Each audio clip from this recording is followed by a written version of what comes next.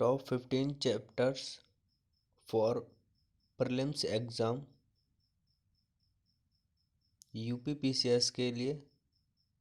और इसमें हम टॉप 15 चैप्टर्स में मॉडर्न हिस्ट्री से हम शुरुआत कर रहे हैं। पहले क्वेश्चन को पढ़ें। भारतीय स्वतंत्रता संग्राम के संदर्भ में निम्नलिखित कथनों पर विचार कीजिए। नंबर 1, उत्तर पश्चिम सीमा प्रांत में खान अब्दुल गफ्फार खान के नेतृत्व में खुदाई खिदम तगार संगठन के सदस्यों ने सरकार का विरोध किया। नंबर 2, सविनय अवज्ञा आंदोलन के दौरान गांधी जी ने कहा कि महिलाओं को कमज़ोर कहना उनका अपमान है। इन दो कथनों में से कौन सा ऑब्लिक से सही है? केवल एक, केवल दो, न एक न दो, डी उपरोक्त में से कोई नहीं।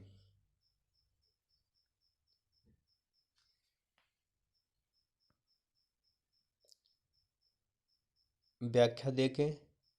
सविनय अवज्ञा आंदोलन के दौरान उत्तर पश्चिम सीमा प्रांत में खान अब्दुल गफ्फार खान, इनको एक सीमांत गांधी के नाम से भी जानते थे, इनके नेतृत्व में खुदाई खिदम तगार संगठन के सदस्यों ने सरकार का विरोध किया। गफ्फार खान ने लाल कुर्ती दल का गठन भी किया था। सेकंड पॉइंट, सविनय अवज्ञा आंदोलन के दौरान गांधी जी ने कहा था कि महिलाओं को कमज़ोर कहना उनका अपमान है। यह जो पुरुष हैं उनका महिलाओं के प्रति अन्याय है। तो ये जो दो कथन थे दोनों के दोनों सही हैं। तो इसका राइट आंसर हो जाएगा सी, केवल एक और दो। अगला क्वेश्चन, अब्दुल गफ्फार खान के संदर्भ में निम्नलिखित कथनों पर विचार कीजिए। नंबर 1, लाल कुर्ती दल के गफ्फार खान को फके अफगान की उपाधि दी। नंबर 2, इन्हें फख्तून नामक पत्रिका अंग्रेजी भाषा में निकाली। 2 पॉइंट हैं। लाल कुर्ती दल ने गफ्फार खान को फके अफगान की उपाधि दी। 2, इन्होंने फख्तून नामक पत्रिका अंग्रेजी भाषा में निकाली। उपरोक्त जो कथन है उसमें से केवल एक सही है, या केवल दो, या दोनों, या इनमें से कोई नहीं। व्याख्या देखें। लाल कुर्ती दल ने गफ्फार खान को फके अफगान की उपाधि प्रदान की थी, अतः कथन एक सही है। ठीक। इन्होंने पश्तो भाषा में फख्तून नामक पत्रिका निकाली, अंग्रेजी भाषा में नहीं, फख्तून नामक पत्रिका। इन्होंने भाषा में पश्तो भाषा में, भाषा कौन सी थी? पश्तो भाषा में फख्तून नामक पत्रिका निकाली, जो बाद में 10 रोज़ा नाम से प्रकाशित हुई। अतः नंबर 2 कथन गलत है, नंबर 1 कथन सही है। नंबर 2 कथन क्यों गलत है? क्योंकि इन्होंने पश्तो भाषा में फख्तून नामक पत्रिका निकाली, ना कि अंग्रेजी भाषा में, जो बाद में 10 रोज़ा नाम से प्रकाशित हुई। अतः कथन 2 गलत है। अगले क्वेश्चन पे, जियालरंग आंदोलन के संदर्भ में निम्नलिखित कथनों पर विचार कीजिए। जियालरंग आंदोलन के संदर्भ में, नंबर 1, यह आंदोलन जदोनांग के नेतृत्व में चलाया गया। जदोनांग। नंबर 2, जदोनांग के बाद इस आंदोलन को रानी गोर्डन ने आगे बढ़ाया। उपरोक्त कथनों में से कौन सा ऑब्लिक से सही है? केवल एक, केवल दो, सी, एक व दो।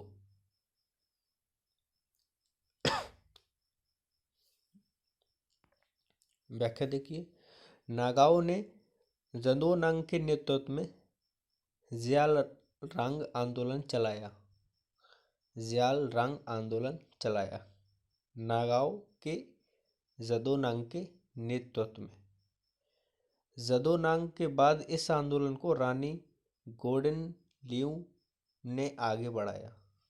तो इससे दोनों ऑप्शन यानी कि ए और बी कथन दोनों ठीक है। आंसर हो जाएगा सी, 1 व 2। 4, सविनय अवज्ञा आंदोलन के संदर्भ में निम्नलिखित कथनों पर विचार कीजिए। इस आंदोलन की विशिष्टता यह थी कि व्यावसायिक वर्ग ने इसमें महत्वपूर्ण भूमिका निभाई। व्यावसायिक वर्ग ने इसमें महत्वपूर्ण भूमिका निभाई। नंबर 2, आंदोलन के दौरान रैयतवाड़ी क्षेत्रों में काम रोको तथा जमींदारी क्षेत्रों में चौकीदारी रोको आंदोलन चलाए। ऑप्शन को फिर से सुने। इस आंदोलन की विशिष्टता यह थी, किसकी? सविनय अवज्ञा आंदोलन की, कि व्यावसायिक वर्ग ने इसमें महत्वपूर्ण भूमिका निभाई। 2, आंदोलन के दौरान रैयतवाड़ी क्षेत्रों में काम रोको रैयतवाड़ी में तथा जमींदारी क्षेत्र में चौकीदारी रोको आंदोलन चलाए गए। कथन 1 सही है या 2 सही है या 1 और 2 सही है या कोई नहीं। व्याख्या देखें इसकी। इस आंदोलन में व्यावसायिक वर्ग ने महत्वपूर्ण भूमिका निभाई। जमनलाल बजाज कांग्रेस के सक्रिय सदस्य भी रहे और जेल भी गए। जमनालाल बजाज कांग्रेस के सक्रिय सदस्य भी रहे और जेल भी गए। इस आंदोलन के दौरान रैयतवाड़ी क्षेत्रों में काम रोको आंदोलन और जमींदारी क्षेत्रों में चौकीदारी रोको आंदोलन चलाए गए। इस वजह से दोनों कथन सही है। आंसर हो जाएगा ऑप्शन नंबर सी।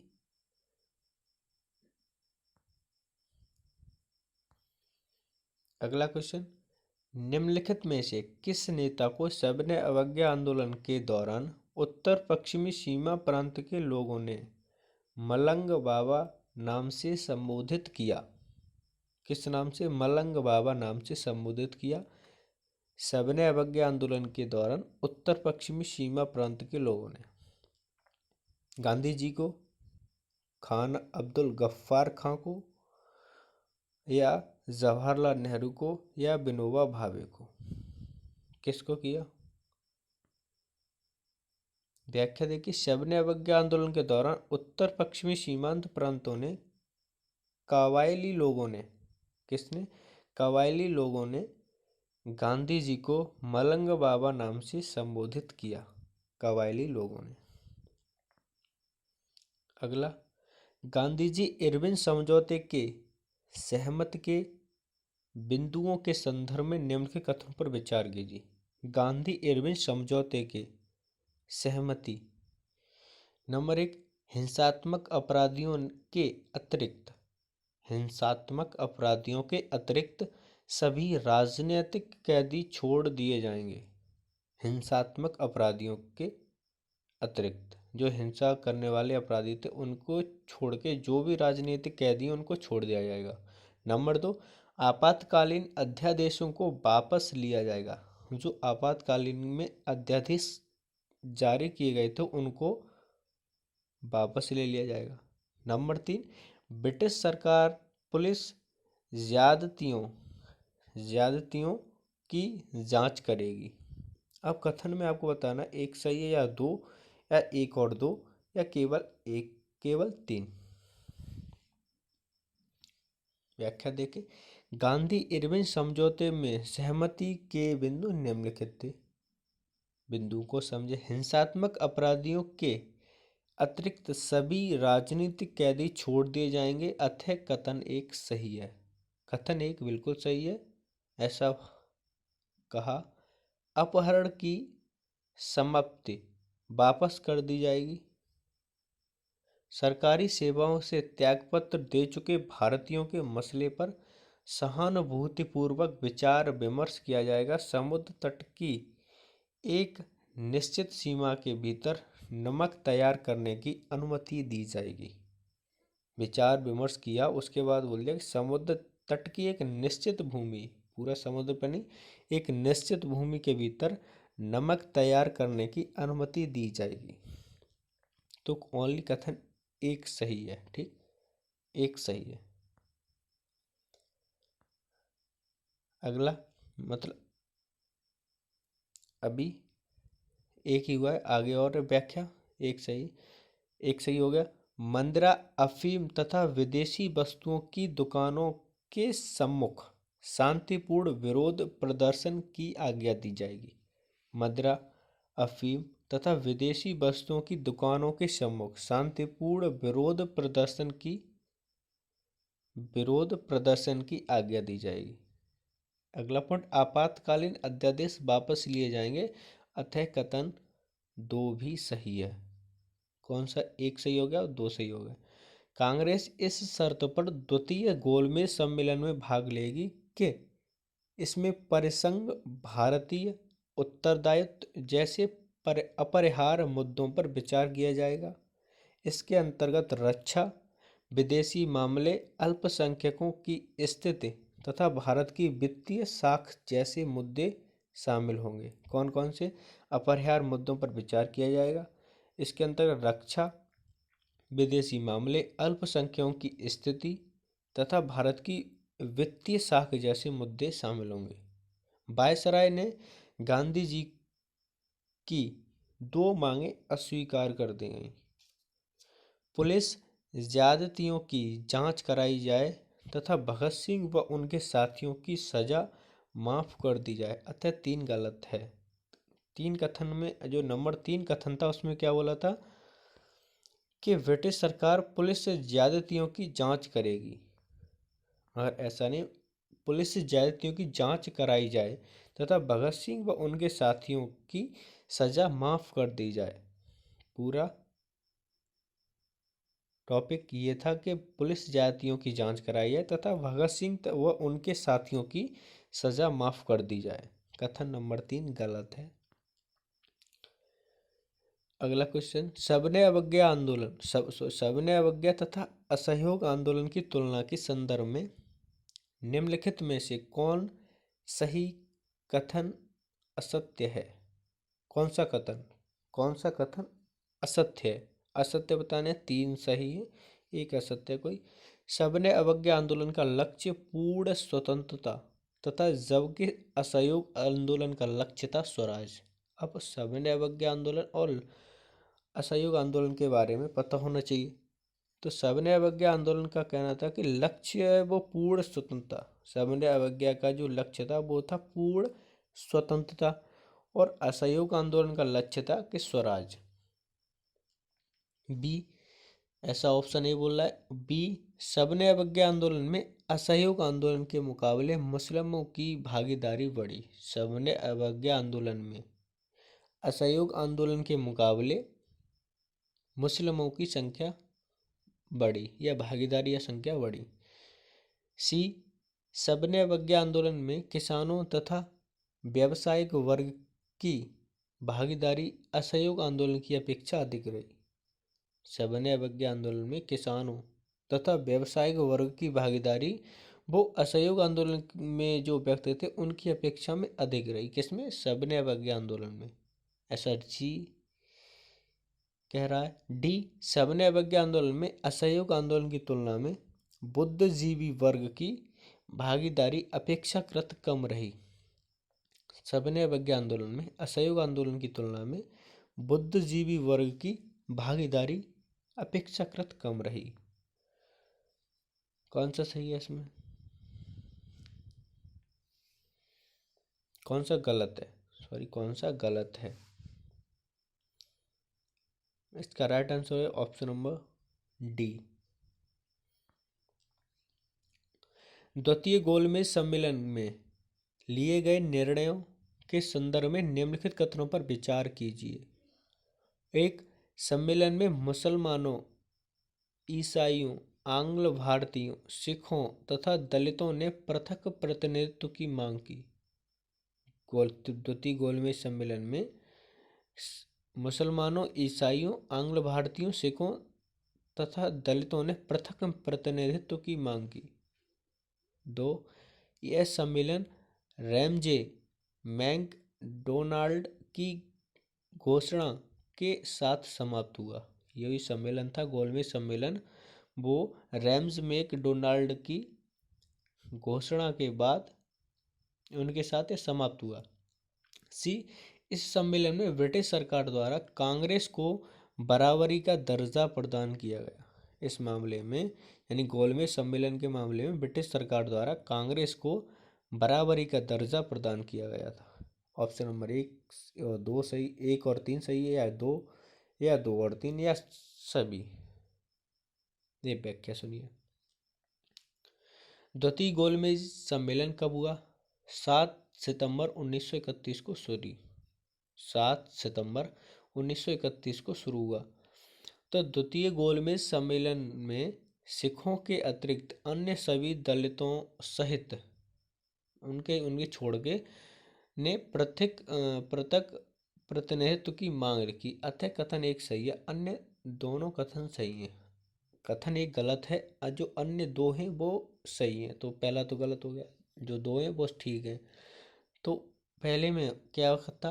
पहले में सम्मेलन में सिखों को भी शामिल कर दिया गया कि सिख धर्म के लोग थे, उन्होंने भी पृथक जो अलग प्रतिनिधित्व की मांग रखी। मगर ऐसा नहीं था। वो द्वितीय गोलमेज सम्मेलन में सिखों के छोड़ करके अन्य सभी जो दलित वर्ग थे उन्होंने पृथक अलग प्रतिनिधित्व की मांग रखी थी। अगला पढ़े पॉइंट। द्वितीय गोलमेज सम्मेलन रैमजे मैकडोनाल्ड की घोषणा के साथ समाप्त हुआ, जिसके प्रमुख बिंदु निम्नलिखित थे। कौन थे? कि 2 मुस्लिम प्रांत बनेंगे। नंबर 1 उत्तर पश्चिम सीमांत प्रांत। नंबर 2 सिंध का गठन होगा और भारतीय सलाहकारी परिषद की स्थापना होगी। भारत की सलाहकारी परिषद की स्थापना होगी। 3 विशेष समितियां बनेंगी। कौन? वित्त, मताधिकार एवं राज्यों से संबंधित समितियों का गठन होगा। अगर यदि भारतीयों में सहमति नहीं हो सकी तो सर्वसम्मत सांप्रदायिक निर्णय की घोषणा होगी। सर्वसम्मत यानी सबसे सलाह लेके सांप्रदायिक निर्णय की घोषणा होगी।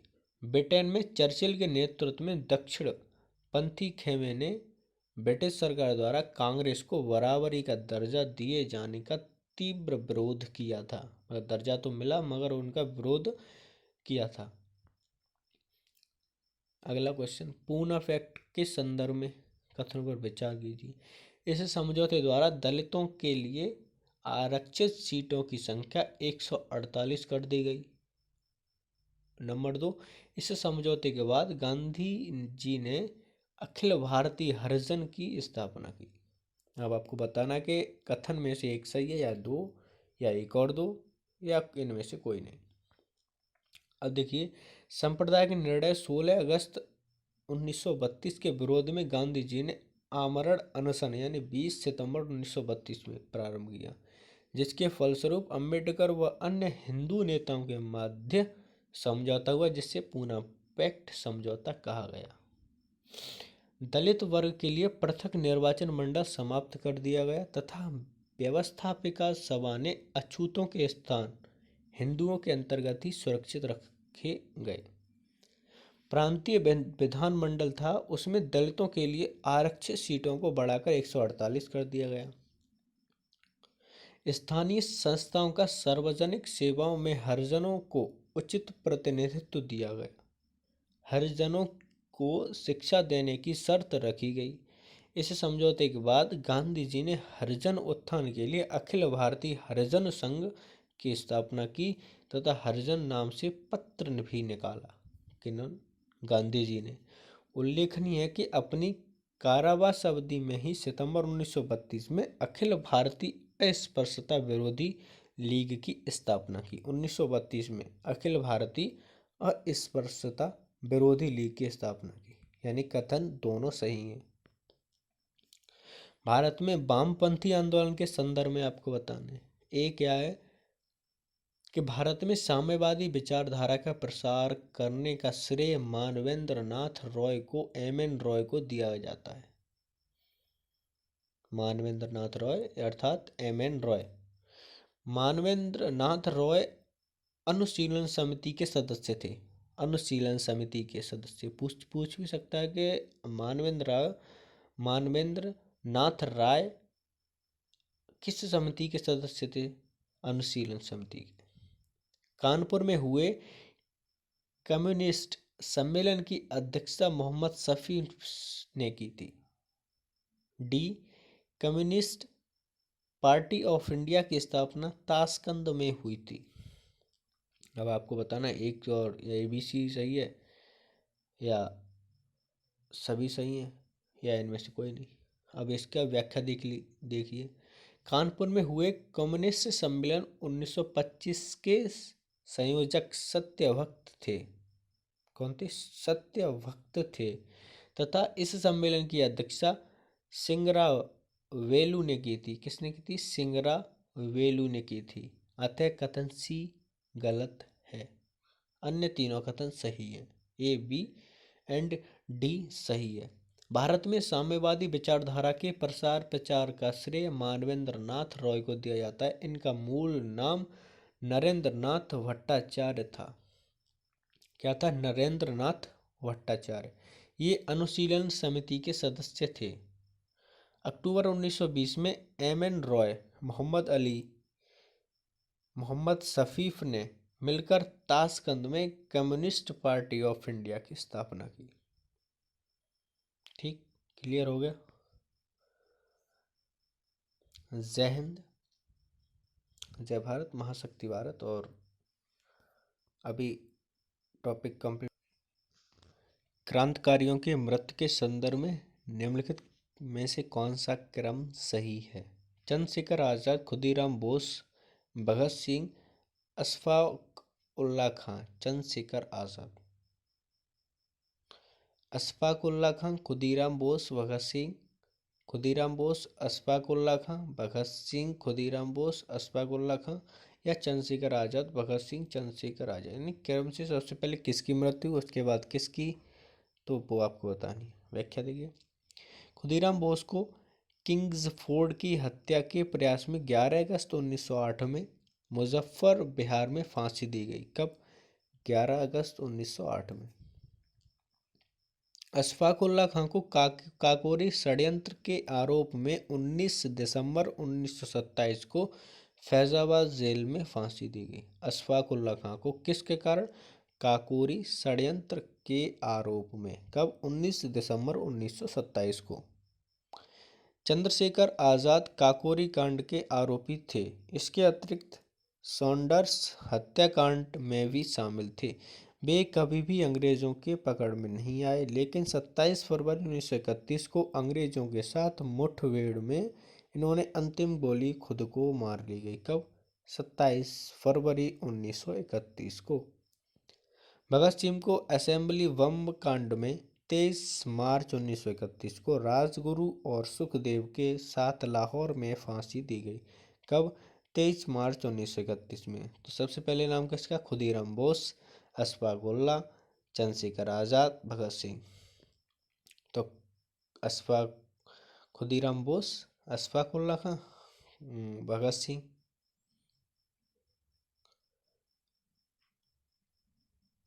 तो राइट आंसर क्या? अशफाक उल्ला खां, खुदीराम बोस, भगत सिंह देखो सबसे बाद में, चंद्रशेखर आजाद। 23 मार्च। तो सबसे पहले सबसे बाद में मृत्यु किसकी हुई? भगत सिंह की। तो भगत सिंह, ऑप्शन नंबर सी।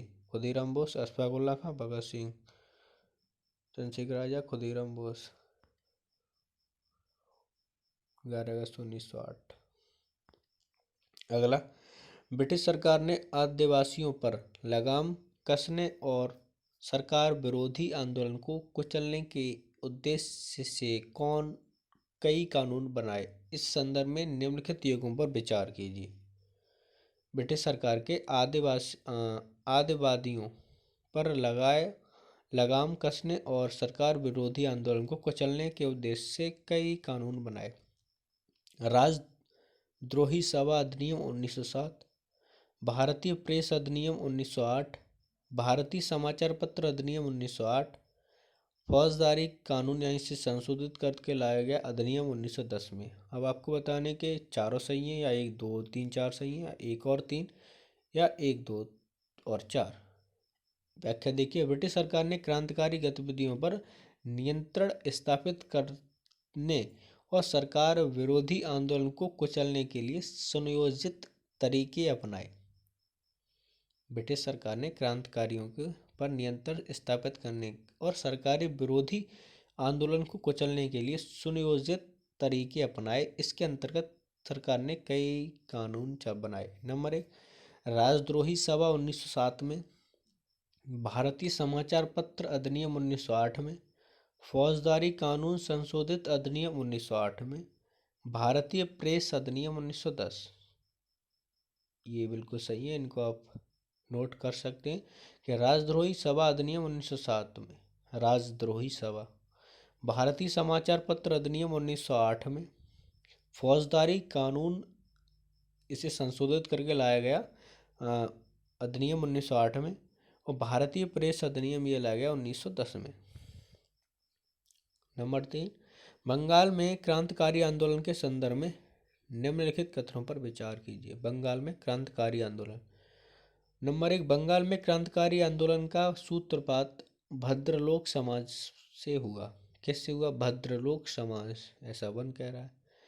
नंबर 2, बंगाल में क्रांतिकारियों का प्रथम गुप्त संगठन अनुशीलन समिति था। पहला जो गुप्त संगठन था वो अनुशीलन समिति था। मिदनापुर में अनुशीलन समिति की स्थापना पी मित्रा ने की थी। मिदनापुर में अनुशीलन समिति की स्थापना पी मित्रा ने की थी। अब आपको बताना एक दो सही है या एक तीन दो तीन या सही या सभी। व्याख्या देखिए, बंगाल में क्रांतिकारी आंदोलन की शुरुआत भद्रलोक समाज से हुई। बंगाल में क्रांतिकारी आंदोलन की शुरुआत भद्रलोक समाज से हुई, पहला सही है। अनुशीलन समिति बंगाल में क्रांतिकारियों का प्रथम गुप्त संगठन था जिसका गठन 1902 में हुआ, दो भी सही है। अनुशीलन समिति जो बंगाल में क्रांतिकारियों का प्रथम गुप्त संगठन था जिसका गठन 1902 में हुआ था। मिदनापुर में अनुशीलन समिति की स्थापना ज्ञानेंद्र नाथ बोस ने की थी, जबकि कलकत्ता में इसका गठन पी मित्रा ने किया था। जतीन्द्रनाथ बनर्जी एवं बरींद्र कुमार घोष कलकत्ता की अनुशीलन समिति के सदस्य थे। ठीक है, सही है, आपका पॉइंट पता पड़ गया। अगला, निम्नलिखित में से कौन सा क्रांतिकारी गतिविधियों के संबंध पत्र पत्रिका नहीं है? युगांतर, संध्या काल या अमृत बाजार पत्रिका। अब देखिए इनके बारे में देखिए। अमृत बाजार पत्रिका, इस पत्रिका की शुरुआत 1986 में बंगला में साप्ताहिक पत्रिका के रूप में शिशिर घोष द्वारा की गई थी। अमृत बाजार पत्रिका, इस पत्रिका की शुरुआत 1868 में बांग्ला में साप्ताहिक पत्रिका के रूप में शिशिर घोष द्वारा की गई थी। इस पत्रिका ने राष्ट्रीय स्वतंत्रता आंदोलन में महत्वपूर्ण भूमिका निभाई। राष्ट्रीय स्वतंत्रता आंदोलन में महत्वपूर्ण भूमिका निभाई। युगांतर, इस पत्रिका की शुरुआत 1906 में अनुशीलन समिति की कलकत्ता शाखा से जुड़े दो सदस्यों मारेंद्र कुमार घोष और भूपेंद्र नाथ दत्ता द्वारा की गई थी। इस पत्रिका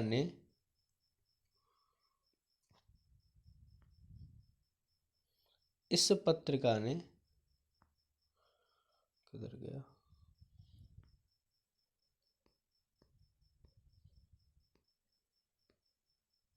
हाँ, इस पत्रिका ने क्रांतिकारी गतिविधियों को संचालित करने में महत्वपूर्ण भूमिका निभाई। संध्या, युगांतर के अतिरिक्त प्रमुख पत्र पत्रिकाओं में संध्या भी प्रमुख पत्रिका थी। संध्या भी प्रमुख पत्रिका थी जिसने क्रांतिकारी विचारों को बढ़ावा दिया। काल इस पत्रिका में महाराष्ट्र में क्रांतिकारियों के कार्यों को सही बताते हुए उनके समर्थन में अनेक लेख लिखे गए। किसमें? काल में। राष्ट्रीय स्वतंत्रता आंदोलन के तहत महाराष्ट्र में क्रांतिकारी गतिविधियों के संदर्भ में निम्नलिखित कथनों पर विचार कीजिए। नंबर 1, रामोसी कृषक दल ने क्रांतिकारी गतिविधियों की शुरुआत महाराष्ट्र में की। रामोसी कृषक दल ने क्रांतिकारी गतिविधियों की शुरुआत महाराष्ट्र में की थी। ऐसा 1। 2, वासुदेव बलवंत फड़के रामोसी कृषक दल के नेता थे। आपको बताना एक सही है या दो, या एक और दो, या कोई नहीं। अब व्याख्या देखिए। 1879 में रामोसी कृषक दल के द्वारा क्रांतिकारी गतिविधियों की शुरुआत महाराष्ट्र में की गई थी। कथन 1 सत्य है।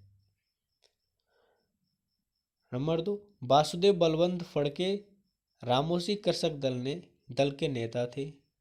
वासुदेव बलवंत फड़के रामोसी कृषक दल के नेता थे जिन्होंने महाराष्ट्र में सशस्त्र विद्रोह के जरिए देश से अंग्रेजों को खदेड़ने की योजना बनाई। अतः कथन 2 भी सत्य है।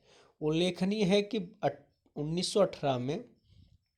1918 की विद्रोह समिति की रिपोर्ट के अनुसार भारत में क्रांतिकारी आतंकवाद का प्रारंभ सर्वप्रथम महाराष्ट्र में हुआ था। 1918 की विद्रोह समिति की रिपोर्ट के अनुसार भारत में क्रांतिकारी आतंकवाद का प्रारंभ सर्वप्रथम महाराष्ट्र में हुआ था। 6, भारतीय स्वतंत्रता संघर्ष के संदर्भ में निम्नलिखित कथनों पर विचार कीजिए। विनायक दामोदर सावरकर ने अपने भाई गणेश दामोदर सावरकर के साथ 1904 में मित्र मेला का गठन किया। नंबर 2, अभिनव भारत की स्थापना विनायक दामोदर सावरकर ने की थी। विनायक दामोदर सावरकर ने अपने भाई गणेश दामोदर सावरकर के साथ 1904 में मित्र मेला का गठन किया। नंबर 2, अभिनव भारत की स्थापना विनायक दामोदर सावरकर ने की थी। आपको बताना है कि इन कथन में से एक सही है, दो सही है, या एक और दो, या उपरोक्त में से कोई नहीं। व्याख्या देखिए। विनायक दामोदर सावरकर ने अपने भाई गणेश दामोदर के साथ 1980 में गुप्त सभा मित्र मेला का गठन किया। अतः कथन 1 गलत है। तो क्या है? विनायक दामोदर सावरकर ने अपने भाई गणेश दामोदर के साथ 1990 में एक गुप्त सभा मित्र मेला, इधर क्या था कि मित्र मेला 1904 में, मगर 1890 में एक गुप्त सभा मित्र मेला का गठन किया। अतः कथन 1 गलत है। विनायक दामोदर सावरकर ने 1904 में अभिनव भारत की स्थापना की थी। 1904 में अभिनव भारत की स्थापना की थी। कथन 2 सत्य है। ध्यातव्य है कि 1980 में नासिक के जिला मजिस्ट्रेट जैक्सन की अभिनव भारत के एक सदस्य अनंत कनेहर ने हत्या कर दी थी। 1909 में नासिक जिले के मजिस्ट्रेट जैक्सन की अभिनव भारत के एक सदस्य था उनका अनंत कनेहर ने हत्या कर दी थी। किसकी? जिला मजिस्ट्रेट जैक्सन की। स्वतंत्रता आंदोलन के दौरान पंजाब में क्रांतिकारी गतिविधियों के बारे में निम्नलिखित कथनों पर विचार कीजिए। नंबर 1, अजीत सिंह ने अपने समाचार पत्र पंजाबी के माध्यम से पंजाब के लोगों को उत्पीड़न का विरोध करने हेतु प्रोत्साहित किया। इसने अजीत सिंह ने। नंबर 2, लाला लाजपत राय ने भारत माता नामक पत्र का प्रकाशन किया। आपको बताना एक सही है, दो, या दोनों, या कोई नहीं। व्याख्या देखिए। पंजाबी नामक पत्र का प्रकाशन लाला लाजपत राय द्वारा किया गया था, न अजीत सिंह के द्वारा। अतः कथन 1 गलत है। पंजाबी नामक पत्र का प्रकाशन किसने किया? लाला लाजपत राय द्वारा किया गया था, न अजीत सिंह के द्वारा। अतः कथन एक गलत है। अगला पॉइंट, भारत माता नामक पत्र का प्रकाशन अजीत सिंह ने किया। अतः कथन दो भी गलत है। भारत माता नामक पत्र का प्रकाशन किसने किया? अजीत सिंह ने किया। और पंजाबी नामक पत्र का प्रकाशन लाला लाजपत राय ने किया। उल्लेखनीय कि अजीत सिंह ने लाहौर में अंजुमन ए मोहिसवान ए वतन, नाम याद रखिए, अंजुमन ए मोहिसवान ए वतन नामक क्रांतिकारी समिति का गठन किया। किसने? अजीत सिंह ने। भारतीय स्वतंत्रता आंदोलन के दौरान क्रांतिकारियों द्वारा विदेशों में भी क्रांतिकारी गतिविधियों के द्वारा अंग्रेज सरकार की नीतियों का विरोध किया। इस संदर्भ में निम्नलिखित कथनों पर विचार कीजिए। नंबर 1, भारत स्वशासन समिति की स्थापना विनायक दामोदर सावरकर द्वारा लंदन में की गई। भारत स्वशासन समिति की स्थापना विनायक दामोदर सावरकर द्वारा लंदन में की गई। नंबर 2, भारत स्वशासन संस्था ने लंदन में एक समाचार पत्र सोशियोलॉजिक का प्रकाश प्रारंभ किया। एक सही है, एक और दो, या इनमें से कोई नहीं। व्याख्या देखिए, भारत स्वशासन समिति की स्थापना सन 1905 में श्यामजी कृष्ण वर्मा ने लंदन में की थी। कथन एक असत्य है। भारत स्वशासन समिति की स्थापना 1905 में श्यामजी कृष्ण वर्मा ने लंदन में की थी। अगला पॉइंट, भारत स्वशासन संस्था ने लंदन से एक समाचार पत्र सोशियोलॉजिक का प्रकाशन भी प्रारंभ किया। कथन दो सत्य है। भारत स्वशासन संस्था ने लंदन से एक समाचार पत्र सोशियोलॉजिक का प्रकाशन भी प्रारंभ किया था। कथन दो सत्य। ध्यातव्य है कि भारत स्वशासन समिति को इंडिया हाउस के नाम से भी जाना जाता था। भारत स्वशासन को किस नाम से जाना जाता था? इंडिया हाउस के नाम से। श्यामजी कृष्ण वर्मा के पेरिस जाने के पश्चात विनायक दामोदर सावरकर ने इसका कार्यभार संभाला। यहीं से सावरकर ने 1857 का स्वतंत्रता संग्राम नामक प्रसिद्ध पुस्तक लिखी। अगला, भारतीय स्वतंत्रता सेनानियों द्वारा विदेशी धरती पर क्रांतिकारी गतिविधियों के संचालन के संदर्भ में CSR राणा और श्रीमती भीकाजी रुस्तम कामा ने पेरिस में क्रांतिकारी गतिविधियों को अंजाम दिया। श्री एस आर राणा और श्रीमती भीकाजी रुस्तम कामा ने पेरिस में क्रांतिकारी गतिविधियों को अंजाम दिया। श्यामजी कृष्ण वर्मा ने पेरिस से वंदे मातरम नामक समाचार पत्र निकालने का प्रयास किया।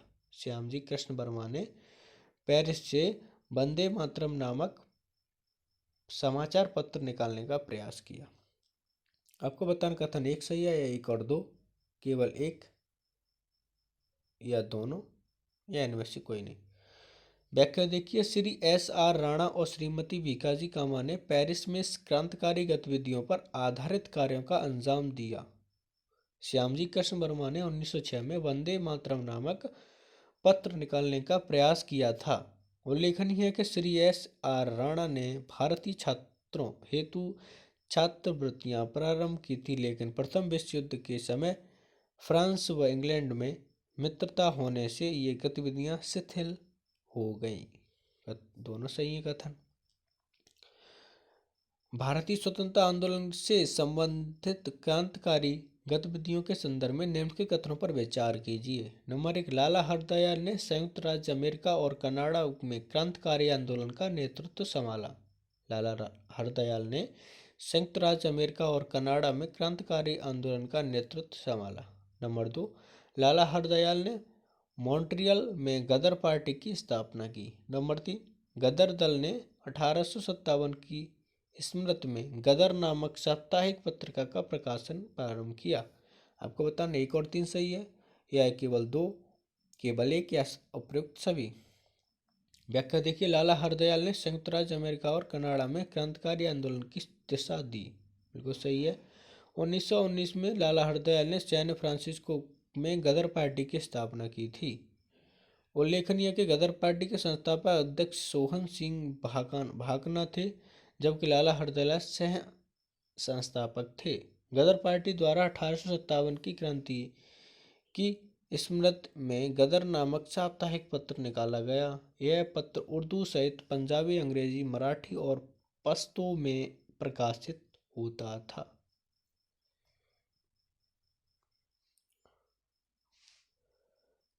अगला प्रश्न, अहमदाबाद के मजदूर आंदोलन के संदर्भ में निम्नलिखित कथनों पर विचार कीजिए। नंबर 1, यह आंदोलन मुख्यतः फ्लैग बोनस को समाप्त करने के खिलाफ चलाया गया था। नंबर 2, गांधी जी ने न्यायाधिकरण के समक्ष यह तर्क दिया कि प्रथम विश्व युद्ध के दौरान महंगाई काफ़ी बढ़ चुकी है, अतः बोनस को समाप्त करना उचित नहीं होगा। नंबर 3, गांधी जी ने घोषणा की कि मजदूरों को 40% बोनस मिलना चाहिए, जबकि मिल मालिक 30% देने के पक्ष में थे। आपको बताना एक सही है या एक और दो, या दोनों, या उपरोक्त सभी। व्याख्या देखिए, गांधी जी ने घोषणा की कि मजदूरों को 35% बोनस मिलना चाहिए, जबकि मिल मालिक 20% बोनस देने के पक्ष में थे, अतः कथन 3 तो गलत है। अन्य दोनों कथन सही हैं। अहमदाबाद मिल मालिकों व मजदूरों में मजदूरी बढ़ाने के सिलसिले में चल रहे विवाद में गांधी जी ने हस्तक्षेप किया। विवाद मुख्यतः फ्लैग बोनस को लेकर ही था। अहमदाबाद में जब फ्लैग की समाप्ति हुई तो मिल मालिकों ने बोनस को समाप्त करना चाहा, परंतु मजदूरों ने इसका विरोध किया। अंततः गांधी जी ने हस्तक्षेप कर 35% बोनस सुनिश्चित करवाया। इस वर्ष में अम्बालाल साराभाई की बहन अनुसुईया बेन गांधी जी की मुख्य सहयोगी रहीं। अम्बालाल साराभाई की बहन अनुसुईया बेन गांधी जी की मुख्य सहयोगी रहीं, जबकि उनके भाई अम्बालाल साराभाई गांधी जी के दोस्त होते हुए भी उनके विरोधी रहे। क्वेश्चन नंबर 2, महात्मा गांधी के नेतृत्व में संपन्न निम्नलिखित आंदोलन का सही कालानुक्रम क्या होगा? चंपारण, सहयोग, खेड़ा, खिलाफत। आपको बताना कि सबसे पहले कौन सा हुआ, चंपारण हुआ, सहयोग हुआ, या खेड़ा या खिलाफत। इनका सही क्रम बताना है। चलिए देखिए, सबसे पहले कौन सा हुआ, चंपारण आंदोलन, ठीक। उसके बाद क्या हुआ, खेड़ा,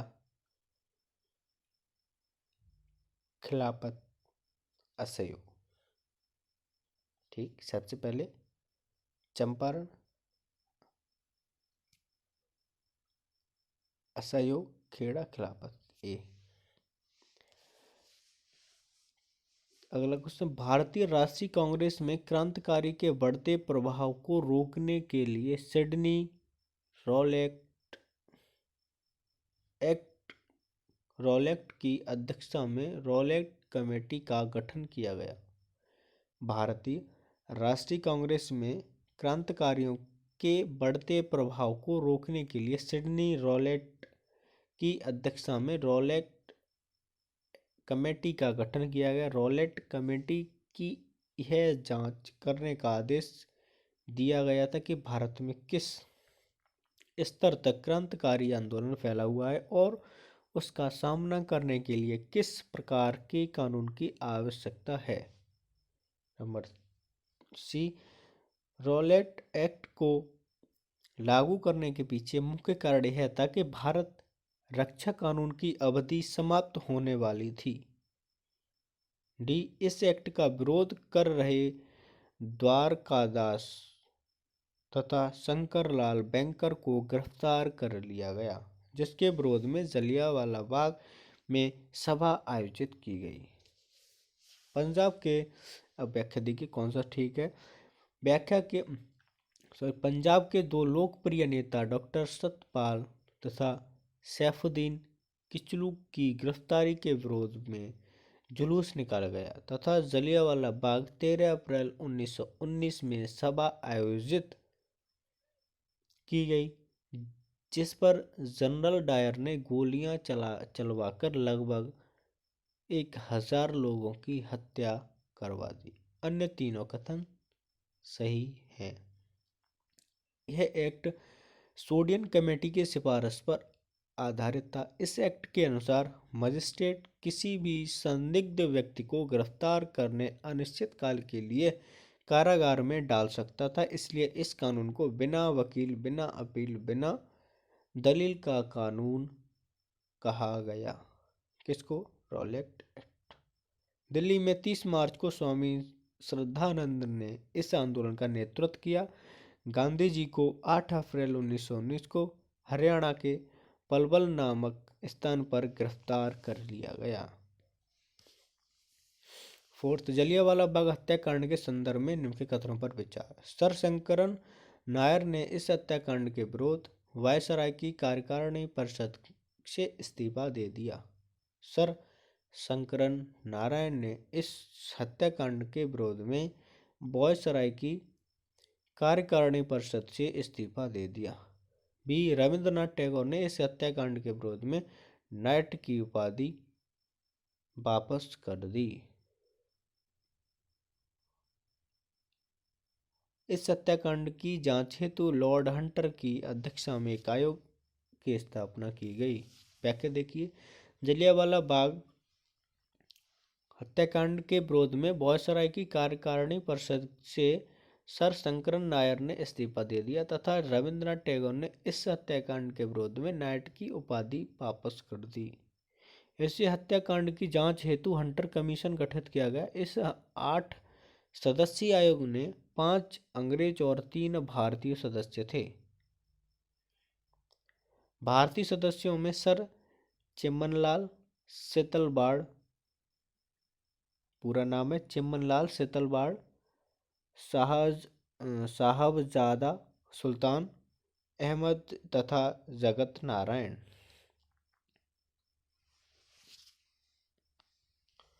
हंटर कमीशन ने 1920 में अपनी रिपोर्ट प्रस्तुत की। इससे पूर्व ही सरकार ने दोषी व्यक्तियों को बचाने के लिए इंटेमनिटी बिल पारित किया। कमेटी द्वारा संपूर्ण प्रकरण पर लीपापोती करने का प्रयास किया गया, यानी कि जो भी जिनकी अंग्रेजों की गलती थी उन पर सफ़ेद पानी फेर दिया, क्योंकि उन्हें उनके कानून, उनके दुर्व्यवहार नहीं समझा। कमेटी द्वारा संपूर्ण प्रकाश पर लीपापोती करने का प्रयास किया गया और कहा कि जनरल डायर ने बिल्कुल नेक नियत से कार्य किया, किंतु उसने जिन साधनों का प्रयोग किया वे अनुचित थे। पंजाब के लेफ्टिनेंट गवर्नर जनरल डायर की ऊधम सिंह मार्च 1940 में लंदन में गोली मारकर हत्या कर दी। किसने? ऊधम सिंह ने।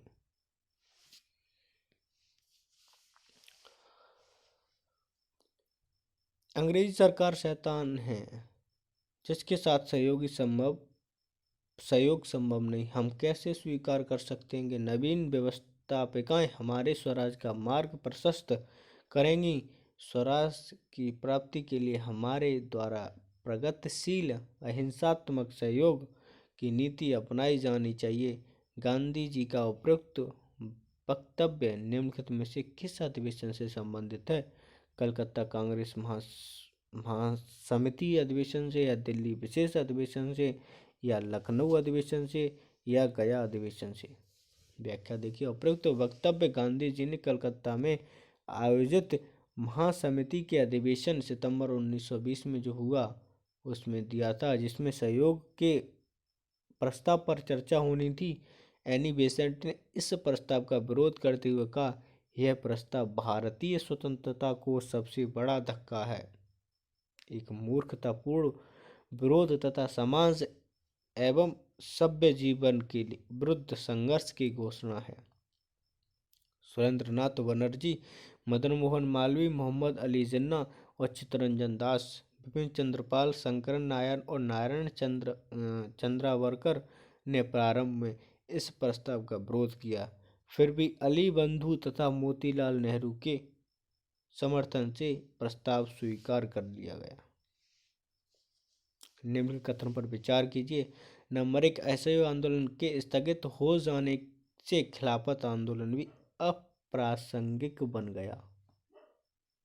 सहयोग आंदोलन। नंबर 2, सहयोग आंदोलन ने राष्ट्रीय आंदोलन को जन आंदोलन में परिवर्तित कर दिया। इस दौरान कांग्रेस रचनात्मक कार्यों में भी विफल रही। बताने आपको एक सही है या दो या दोनों। व्याख्या देखिए। असहयोग आंदोलन स्थगित हो जाने के बाद खिलाफत आंदोलन भी अप्रासंगिक बन गया। तुर्की की जनता मुस्तफा कमाल पाशा के नेतृत्व में उठ खड़ी हुई और उसने नवंबर 1922 में सुल्तान को सत्ता से वंचित कर दिया। कमाल पाशा ने तुर्की के आधुनिकीकरण के लिए अनेक कदम उठाए तथा खलीफा का पद समाप्त कर दिया। कमाल पाशा ने 1924 में खिलाफत को समाप्त कर दिया। सहयोग आंदोलन की राष्ट्रीय आंदोलन में महत्वपूर्ण भूमिका रही। इसने राष्ट्रीय आंदोलन को जन आंदोलन का प्रारूप कहने का रूप प्रदान किया। प्रोफेसर कूपलैंड के अनुसार गांधी जी ने वह कार्य किया जो तिलक नहीं कर सके। उन्होंने राष्ट्रीय आंदोलन को एक क्रांतिकारी आंदोलन के रूप में परिवर्तित कर दिया। आंदोलन ने देश को स्वतंत्रता के लक्ष्य की ओर अग्रसर किया। आंदोलन ने लोगों में निर्भीकता तथा उत्साह का संचार किया। इस दौरान कांग्रेस अनेक रचनात्मक कार्य करवाने में भी सफल रही। आगे चलकर ऐसे ही तरीकों से स्वतंत्रता प्राप्त की जा सकी। स्वराज पार्टी के संदर्भ में। नंबर 1, इस पार्टी की स्थापना मोतीलाल नेहरू तथा चित्तरंजन दास ने की थी। इस पार्टी ने उन लोगों के समक्ष एक विकल्प प्रस्तुत किया जो अधिक धर्मनिरपेक्ष विचारधारा के थे। 3, स्वराज पार्टी ने 1923 में केंद्रीय लेजिस्लेटिव असेंबली का चुनाव लड़ा। आपको बताने कि एक सही है या 2 और 3 या 1 और 2 या फिर सभी। व्याख्या देखिए। स्वराज पार्टी की स्थापना 1870 से 1925 ईस्वी में मोतीलाल नेहरू तथा चित्तरंजन दास ने की थी। इनका उद्देश्य विधान परिषदों का हिस्सा बनकर सरकार की नीतियों में बाधा डालना था। 1923 में स्वराज पार्टी ने केंद्रीय लेजिस्लेटिव असेंबली का चुनाव लड़ा जिसमें 40 से अधिक सीटें जीतीं। इतनी सीटें जीतने के बावजूद उनकी संख्या कभी इतनी नहीं रही कि वे अंग्रेजों को ऐसा विधेयक पारित करने से रोक सकें जिसे अंग्रेज आंतरिक व्यवस्था बनाए रखने के लिए जरूरी समझते थे। अगला क्वेश्चन, निम्नलिखित में से कौन सा कथन स्वराज पार्टी के संदर्भ में सही नहीं है। नंबर 1, स्वराज पार्टी के अध्यक्षता मोतीलाल नेहरू ने की जबकि चित्तरंजन दास पार्टी के महामंत्रियों में से एक थे। बी, 1923 में चुनाव CR दास कलकत्ता के मेयर चुने गए जबकि सुभाष चंद्र बोस मुख्य आदेशाई अधिकारी चुने गए थे। वल्लभ भाई पटेल, राजेंद्र प्रसाद तथा C राजगोपालचारी ने स्वराज पार्टी के गठन का विरोध किया। विट्ठल भाई पटेल प्रथम भारतीय थे जो केंद्रीय व्यवस्थापिका के अध्यक्ष चुने गए थे। आपको बताना है इसमें से कौन सा सही नहीं है। व्याख्या देखिए। CR दास स्वराज पार्टी के अध्यक्ष थे जबकि मोतीलाल नेहरू पार्टी के महामंत्रियों में से एक थे। आपको गलती यही मिलेगी। स्वराज पार्टी का अध्यक्ष ऑप्शन नंबर ए में बोला है कि स्वराज पार्टी का अध्यक्ष मोतीलाल नेहरू थे जबकि चित्तरंजन दास पार्टी के महामंत्री में से एक थे। मगर सही क्या है कि CR दास स्वराज पार्टी के अध्यक्ष थे जबकि मोतीलाल नेहरू पार्टी के महामंत्रियों में से एक थे। अन्य तीनों कथन सही हैं। जो स्वराज पार्टी के संदर्भ में यह भी उल्लेखनीय है कि महात्मा गांधी स्वराज पार्टी की विधान परिषदों के सदस्य बनने व कार्यकारी में बाधा पहुंचाने की नीति के विरोधी थे। 6 नवंबर 1924 को सी.आर. दास, मोतीलाल नेहरू और महात्मा गांधी ने एक संयुक्त बयान पर हस्ताक्षर किए जो गांधी दास पैक्ट के नाम से जाना जाता है, जिसमें कहा गया था कि स्वराजी नेता कांग्रेस के अभिन्न अंग के रूप में कांग्रेस के नेतृत्व में विधानमंडल में अपना काम करते रहेंगे। दिसंबर 1924 में बेलगाम अधिवेशन में गांधी दास पैक्ट को मंजूरी दी गई। इस अधिवेशन की अध्यक्षता महात्मा गांधी ने की थी। यह पहला और अंतिम अधिवेशन था जिसकी अध्यक्षता महात्मा गांधी ने की थी। कब? दिसंबर 1924 में बेलगाम अधिवेशन में। विट्ठल भाई पटेल अगस्त 1925 में प्रथम ऐसे भारतीय थे जो केंद्रीय व्यवस्थापिका सभा के अध्यक्ष चुने गए थे। कौन? विट्ठल भाई। नामा क्वेश्चन देखिए, झंडा सत्याग्रह कांग्रेस के ध्वज के रूप के प्रयोग को रोकने वाले एक स्थानीय आदेश के विरुद्ध तथा सत्याग्रह चलाया गया। बायकॉम सत्याग्रह डकैती की बढ़ती वारदातों को रोकने के लिए सरकार ने यह कहकर अतिरिक्त कर वसूलना शुरू किया कि इससे पुलिस प्रशासन को मजबूत बनाया जाएगा, जिसके खिलाफ नागरिकों ने आंदोलन शुरू कर दिया। नंबर 3, गुरुवायूर सत्याग्रह। यह आंदोलन केरल में शुरू हुआ, जिसका मुख्य मुद्दा दलितों को मंदिर में प्रवेश का अधिकार दिलवाना था। व्याख्या देखिए, युग्म 2 है वो सही सुमेलित नहीं है। युग्म 2 क्या है उसको देख लो कि बायोकम सत्याग्रह बताता है कि जो ऑप्शन में है वो डकैती की बढ़ती वारदातों को रोकने के लिए सरकार ने यह कहकर अतिरिक्त कर वसूलना शुरू किया कि इससे पुलिस प्रशासन को मजबूत बनाया जाएगा, जिसके खिलाफ नागरिकों ने आंदोलन शुरू किया।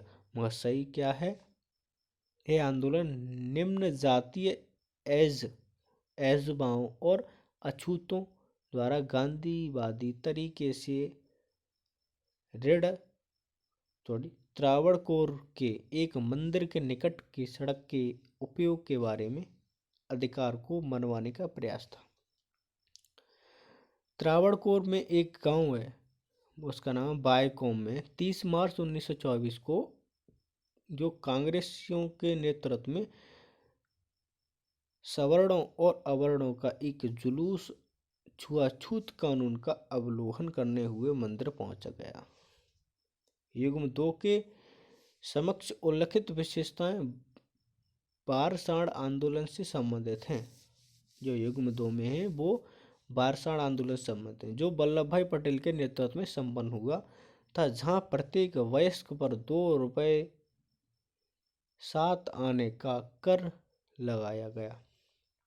कहा गया कि यह कर इसलिए लगाया जा रहा है ताकि इस पैसे से डकैती की बढ़ती वारदातों को रोकने के लिए पुलिस प्रशासन को मजबूत बनाया जा सके। सभी 104 प्रभावित गांवों के नए कर की अदायगी न करने का निर्णय लिया। अंततः सरकार को इस कर को रद्द करना पड़ा।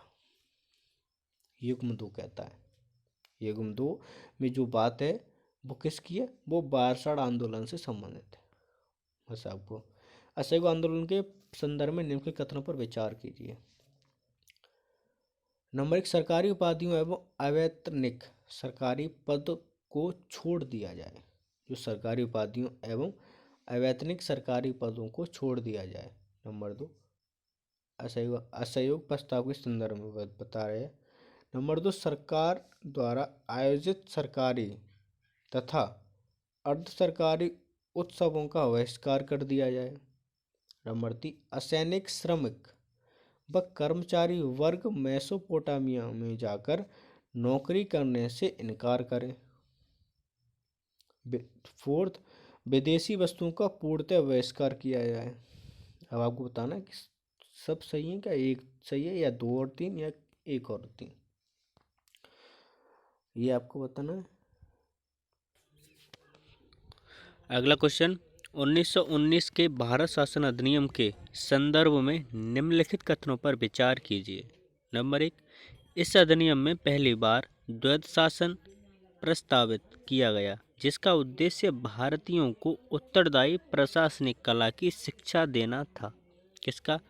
1919 के भारत शासन अधिनियम। ऑप्शन नंबर मतलब पॉइंट नंबर 1। सेकंड पॉइंट, केंद्रीय स्तर पर पहली बार विधान परिषद के स्थान पर एक द्विसदनात्मक विधानमंडल की स्थापना हुई। आपको बताना है कि केवल एक सही है, केवल दो, या एक और दो दोनों, या इनमें से कोई नहीं। व्याख्या देखिए, 1919 के भारत शासन अधिनियम में मॉन्टेग्यू चेम्सफोर्ड या मॉन्टफोर्ड सुधार भी कहा जाता है। इस अधिनियम में पहली बार द्वैध शासन प्रस्तावित किया गया, जिसका उद्देश्य था कि भारतीयों को उत्तरदायी प्रशासनिक कला की शिक्षा देना। मतलब पॉइंट नंबर 1 ठीक है। अगला, 20 अगस्त 1917 को भारत सचिव मॉन्टेग्यू ने घोषणा की कि भारतीय प्रशासन के प्रत्येक विभाग में भारतीयों का संपर्क बढ़ाया जाएगा तथा धीरे धीरे उत्तरदायी शासन की स्थापना करने के उद्देश्य से स्वशासन की संस्थाओं का क्रमिक विकास किया जाएगा। इस अधिनियम के अंतर्गत केंद्रीय सरकार पर पहली बार द्विसदनात्मक विधानमंडल की स्थापना हुई तथा पहली बार दोनों ही सदनों में गैर सरकारी सदस्यों का बहुमत प्राप्त हुआ। ऑप्शन नंबर यानी कि सी, एक और दो दोनों सही हैं पिछले प्रश्न में। अगला प्रश्न, 1919 के भारत शासन अधिनियम के संदर्भ में निम्नलिखित कथनों पर विचार कीजिए। निम्नलिखित कथनों में से कौन सा सही नहीं है, यानी कि 3 सही है, इनमें से एक सही नहीं है, उसको बताना है। एक क्या कह रहा है कि इस अधिनियम के तहत अप्रत्यक्ष प्रणाली चुनाव अपनाई गई। अप्रत्यक्ष। बी, सांप्रदायिक आधार पर निर्वाचन आयोग को सिखों पर भी लागू कर दिया गया। सी, इस अधिनियम की प्रमुख विशेषता प्रांतीय सरकारों के अधिकार क्षेत्र का परिसीमन था। किसका? प्रमुख जो विशेषता है यानी प्रांतीय सरकार के अधिकार क्षेत्र का परिसीमन था।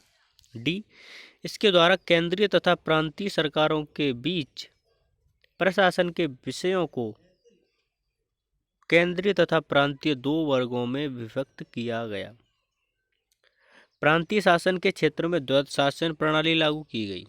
अब आपको बताना है इसमें से कौन सा कथन है वो एक सही नहीं है। प्रांतों में प्रत्यक्ष चुनाव प्रणाली अपनाई गई, जिसमें सांप्रदायिक आधार पर आरक्षण की व्यवस्था की गई थी। मत देने का अधिकार संपत्ति संबंधी योग्यता पर आधारित था। महिलाओं को भी मताधिकार दिया गया। अन्य तीनों कथन सही हैं। यानी ए में जो बोला गया कि इस अधिनियम के तहत अप्रत्यक्ष चुनाव प्रणाली अपनाई, ऐसा नहीं, इसमें प्रांतों में प्रत्यक्ष चुनाव प्रणाली अपनाई गई। इसमें सांप्रदायिक आधार पर आरक्षण की व्यवस्था थी।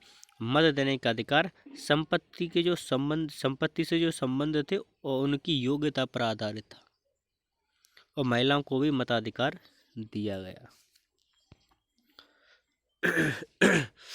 द्वैध प्रशासन का जन्मदाता निम्नलिखित में से किसे माना जाता है? द्वैध शासन का मॉन्टेग्यू, रिपन, लिटन या लायोनेट कार्टेस, किसको माना जाता है? द्वैध प्रशासन का जन्मदाता लायोनिल कार्टेस को माना जाता है। द्वैध शासन की रूपरेखा पहली बार लायोनिल कार्टेस तथा विलियम ड्यूक ने एक लेख द्वारा प्रस्तुत की थी। किसे माना जाता है जन्मदाता? लायोनिल कार्टेस को द्वैध शासन का जन्मदाता माना जाता है। इसकी रूपरेखा पहली बार किसने? लायोनिल कार्टेस तथा विलियम ड्यूक के एक लेख द्वारा प्रस्तुत की गई थी। ठीक, अगला क्वेश्चन देखिए। भारत सरकार अधिनियम 1919 के संदर्भ में आपको जो कथन दिए गए उनमें विचार करना है, कौन सा सही है। इसके तहत प्रांतीय शासन के क्षेत्र में द्वैध शासन प्रणाली लागू की गई। इसके तहत 1919 के प्रांतीय विषयों को 2 वर्गों में विभाजित किया गया, आरक्षित विषय तथा हस्तांतरित विषय। 3 शिक्षा, स्वास्थ्य, पुलिस तथा न्याय हस्तांतरित विषय थे। राजस्व तथा वित्त विषय, जो राजस्व के और वित्त विषय थे, उनको आरक्षित श्रेणी में रखा गया, जिसका प्रशासन गवर्नर और उनकी कार्यकारिणी के को करना था। किस किस का? वित्त, राजस्व तथा वित्त आरक्षित श्रेणी में रखे गए, जिसका प्रशासन गवर्नर और उनकी कार्यकारिणी करना था। और आपको बताना कि एक सही है या 2 सही है, या 1 और 2 दोनों ठीक है, या इनमें से कोई, या ये सब। देखिए, शिक्षा, स्वास्थ्य, कृषि तथा सहकारी समिति हस्तांतरित विषय थे, जिनका प्रशासन उत्तरदायी भारतीय मंत्रियों के हाथ में दे दिया गया। पहला जो पॉइंट था वो तो ठीक है, सेकंड पॉइंट गलत है। सेकंड पॉइंट में सही क्या था कि शिक्षा, स्वास्थ्य, कृषि तथा सहकारी समितियां हस्तांतरित विषय थे, जिनका प्रशासन उत्तरदायी भारतीय मंत्रियों के हाथों में दे दिया गया था। सिंचाई, समाचार पत्र, राजस्व, न्याय, वित्त, पुलिस आदि विषय आरक्षित विषयों में रखे गए, जिसका प्रशासन गवर्नर और उनकी कार्यकारिणी को करना था। अगला, भारत शासन अधिनियम 1935 के संदर्भ में कथन पर विचार करना है। इस अधिनियम द्वारा प्रांतीय स्वायत्तता की स्थापना की गई तथा प्रांतों में दोहरे शासन का अंत और पूर्ण उत्तरदायी शासन की स्थापना की गई। 1935 के भारत शासन अधिनियम, ऐसा 1 पॉइंट कह रहा है। सेकंड पॉइंट, इस अधिनियम द्वारा बर्मा को भारत से अलग कर दिया गया। सेकंड पॉइंट, इसके अंतर्गत बम्बई, पंजाब, आंध्र प्रदेश तथा बिहार में द्विसदनीय व्यवस्था की स्थापना की गई। द्विसदनीय व्यवस्था की। अब आपको बताना 1 सही है, 2 सही है, या 1 और 2 दोनों, या उपयुक्त सभी। देखिए, 1935 के अधिनियम द्वारा बम्बई, मद्रास, बंगाल, संयुक्त प्रांत एवं बिहार में द्विसदनीय व्यवस्था की स्थापना की गई, जबकि पंजाब और आंध्र प्रदेश में यह व्यवस्था नहीं की गई। अतः कथन 3 गलत है, अन्य दोनों कथन ठीक है।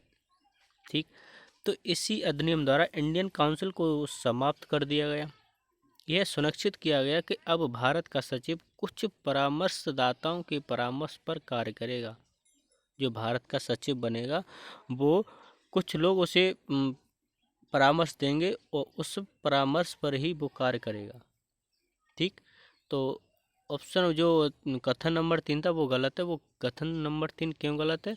क्योंकि 1935 का जो अधिनियम था उसमें बम्बई, मद्रास, बंगाल और संयुक्त प्रांत एवं बिहार में द्विसदनीय व्यवस्था की स्थापना की गई, जबकि पंजाब और आंध्र प्रदेश में यह व्यवस्था नहीं की गई थी। यानी कि पंजाब और आंध्र प्रदेश में यह व्यवस्था लागू नहीं की गई थी, केवल बिहार, बम्बई, मद्रास, बंगाल और संयुक्त प्रांत। ठीक, अगला, साइमन कमीशन रिपोर्ट के संदर्भ में निम्नलिखित कथनों पर विचार कीजिए। नंबर 1, कमीशन ने द्वैध शासन को समाप्त करने पर प्रांतों को स्वायत्तता सौंपने की सिफारिश की। साइमन कमीशन ने द्वैध शासन को समाप्त करने व प्रांतों को स्वायत्तता सौंपने की सिफारिश की। नंबर 2, इसने प्रांतीय विधानमंडलों के विस्तार एवं मुसलमानों को विशेष प्रतिनिधित्व का भी प्रस्ताव रखा। आपको बताना है कि 1 सही है या 2 सही है, या 1 और 2 दोनों ठीक है, या इनमें से कोई नहीं। देखिए, उक्त सिफारिशों के अतिरिक्त कमीशन ने केंद्र में भारतीयों को एक उत्तरदायित्व न देने, बर्मा को भारत से तथा सिंध को बम्बई से अलग करने, उड़ीसा को अलग प्रांत बनाने, सेना का भारतीयकरण करने, भारतीय विषयों पर विचार विमर्श करने के लिए काउंसिल बनाने आदि की सिफारिश की। उक्त जो सिफारिश के अतिरिक्त कमीशन ने केंद्र में भारतीयों को उत्तरदायित्व नहीं देने, यानी भारतीयों को उत्तरदायित्व नहीं देने और बर्मा को भारत से अलग तथा सिंध को बम्बई से अलग कर दिया और उड़ीसा को अलग प्रांत बनाने और सेना की जो भारतीयकरणता करने के लिए भारतीय विषयों पर विचार विमर्श करने के लिए काउंसिल बनाने आदि की सिफारिश की थी। ठीक, आपको आंसर पता पड़ गया होगा, क्योंकि जो कमीशन में द्वैध शासन समाप्त करने प्रांतों को स्वायत्तता सौंपने की सिफारिश की। इस मुसलमानों को तो केवल इसके एक और दो दोनों ठीक हो जाएंगे, क्योंकि इसने प्रांतीय विधानमंडलों को विस्तार एवं मुसलमानों को विशेष प्रतिनिधित्व देने का भी प्रस्ताव रखा था। ठीक, दोनों ठीक है इसके।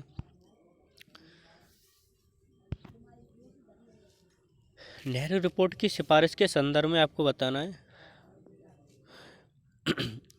नंबर 1, इसमें कहा गया कि भारत को पूर्ण स्वराज मिले, केंद्र में द्विसदनात्मक प्रणाली हो तथा कार्यकारिणी पूर्ण रूप से व्यवस्थापिका के प्रति उत्तरदायी हो।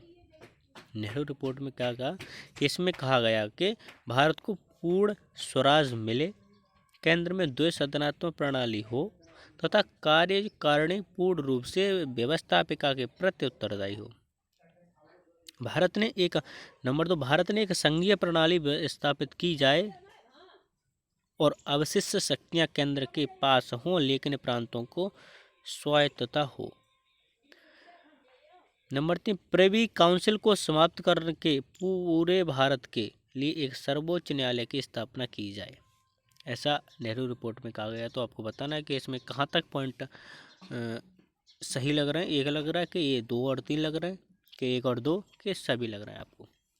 देखिए व्याख्या देखिए कि नेहरू रिपोर्ट में सिफारिश की गई कि भारत को औपनिवेशिक स्वराज, यानी जवाहरलाल नेहरू ने इसका विरोध किया था। औपनिवेशिक स्वराज मिले, केंद्र में द्विसदनात्मक प्रणाली कायम हो, कार्यकारिणी पूर्ण रूप से व्यवस्थापिका के प्रति उत्तरदायी रहे, जबकि सिर्फ विदेशी मामले व सुरक्षा ब्रिटिश नियंत्रण में हो। इसके अतिरिक्त अन्य सिफारिशें निम्नलिखित थी।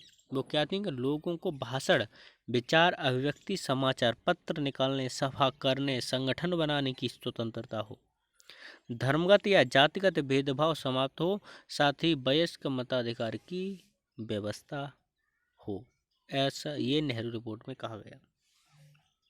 दोनों ही कथन ठीक है।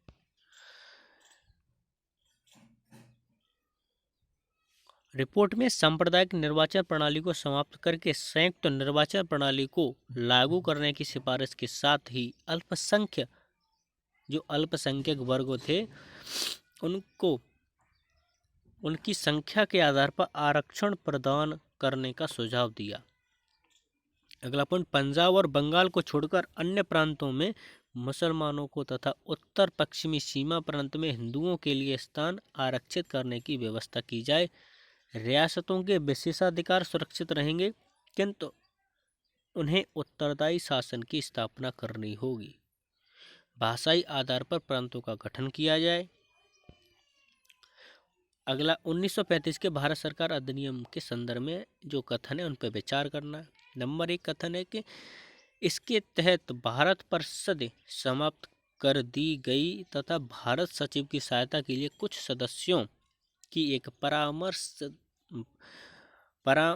परामर्शदात्री समिति की नियुक्ति की गई। 2, केंद्र में द्वैध शासन लागू कर दिया गया। 3, वायसराय को मंत्री परिषद नियुक्त करने, भंग करने तथा अध्यादेश जारी करने का अधिकार दिया गया। किसको? वायसराय को। मंत्री परिषद नियुक्त भी कर सकता है, भंग भी करने के और अध्यादेश जारी करने का अधिकार दिया गया। ऐसा 1935 के अधिनियम में क्या क्या बातें आपको सही लग रही हैं या सही हैं वो बताएं। केवल 1 या केवल 2, 1 और 2 या सभी। व्याख्या देखिए, आरक्षित विभाग रक्षा, विदेश मामले, धार्मिक मामले, जनजाति मामले, ये किस में थे? आरक्षित मामले। वो हस्तांतरित विभाग में क्या था? शेष सभी विभाग जो बचते हैं वो हस्तांतरित विभाग में थे। वायसराय की नियुक्ति इंग्लैंड का सम्राट यानी कि प्रधानमंत्री की सलाह से करता था। उसके पास विशेष आरक्षित तथा विस्तृत कार्यकारी शक्तियां थीं। इसे मंत्रिपरिषद नियुक्त करके और भंग करने तथा अध्यादेश जारी करने का अधिकार था। ठीक, ऑप्शन ठीक है सारे के सारे। 1935 मतलब सारे के सारे कथन ठीक है, ऑप्शन नहीं। 1935 के अधिनियम द्वारा निर्धारित द्विसदनीय विधानमंडल के संदर्भ में निम्नलिखित कथनों पर में से कौन सा सही नहीं है? 3 सही, 1 गलत है। राज्य परिषद एक स्थायी निकाय होगा जबकि संघीय विधानसभा का कार्यकाल 5 वर्ष निर्धारित किया गया। बी, राज्य परिषद का चुनाव अप्रत्यक्ष होगा जबकि संघीय विधानसभा का चुनाव प्रत्यक्ष मतदान प्रणाली द्वारा होगा। राज्य परिषद संप्रदाय तथा वर्ग आधारित मतदान पद्धति का विस्तार किया जाएगा। संघ की विभिन्न इकाइयों के आपसी झगड़ों को निपटने के लिए तथा संविधान की व्याख्या करने के लिए एक संघीय न्यायालय की स्थापना की जाएगी। आपको बताना कि कौन सा सही नहीं है। अब देखिए व्याख्या देगी, आपको क्लियर हो जाएगा कि 1935 के अधिनियम के अनुसार निर्धारित द्विसदनीय विधानमंडल के संदर्भ में निश्चित हुआ कि राज्य परिषद का चुनाव प्रत्यक्ष होगा। किसका? राज्य परिषद का। जबकि संघीय विधानसभा का चुनाव अप्रत्यक्ष। संघीय विधानसभा के 250 सदस्यों का चुनाव सदस्यों का चुनाव प्रांतीय विधान परिषदों द्वारा सांप्रदायिक आधार पर किया जाना था। इसके अतिरिक्त अन्य प्रावधान निम्नलिखित थे। राज्य परिषद यानी कि उच्च सदन एक स्थायी निकाय होगा जिसके 1/3 यानी 1/3 सदस्य प्रति तीसरे वर्ष अवकाश ग्रहण करेंगे, जबकि संघीय विधानसभा इसे निम्न सदन का कार्यकाल 5 वर्ष निर्धारित किया गया। संप्रदाय तथा वर्ग आधारित मतदान पद्धति का विस्तार किया गया। अब 9 वर्गों के लिए स्थान सुरक्षित थे। अनुसूचित वर्ग, मुसलमान, सिख, एंग्लो इंडियन, यूरोपीय, भारतीय ईसाई, व्यापारी व उद्योगपति, श्रमिक वर्ग व स्त्रियां। संघ की विभिन्न इकाइयों के आपसी झगड़ों को निपटने के लिए तथा संविधान की व्याख्या करने के लिए संघीय न्यायालय की स्थापना का प्रावधान किया गया।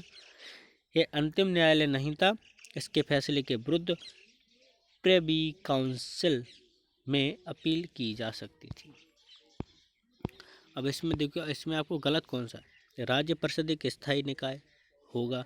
इसमें क्या है कि राज्य परिषद एक स्थायी निकाय होगा। ठीक है, राज्य परिषद एक स्थायी निकाय होगा जिसके 1/3 यानी 1/3 सदस्य प्रति तीसरे वर्ष अवकाश ग्रहण करके, जबकि संघीय विधानसभा का कार्यकाल 5 वर्ष होगा।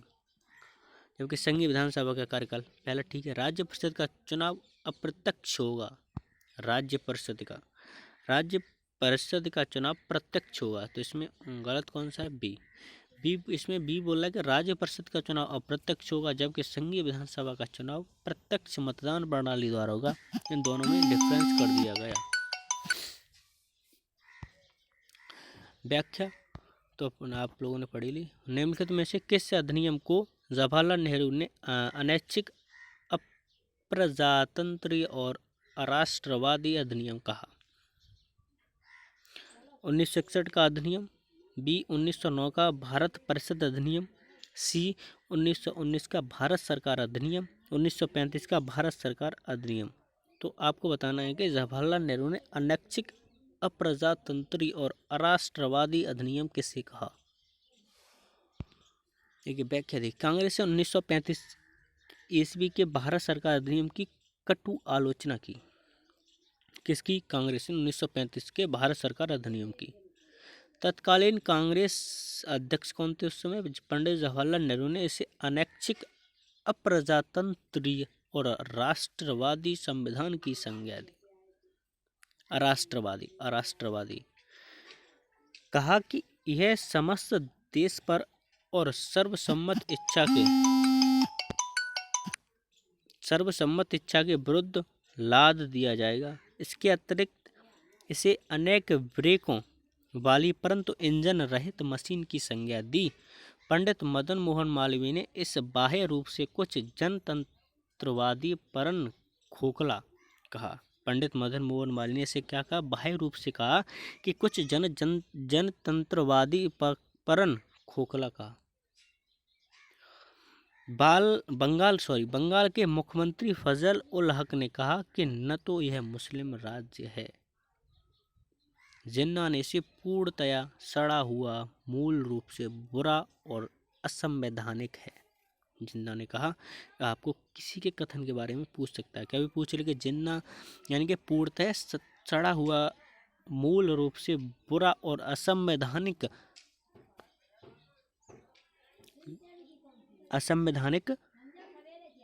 अधिनियम, किस अधिनियम को पूर्णतः सड़ा हुआ, मूल रूप से बुरा और असंवैधानिक निकाय जिन्ना ने कहा।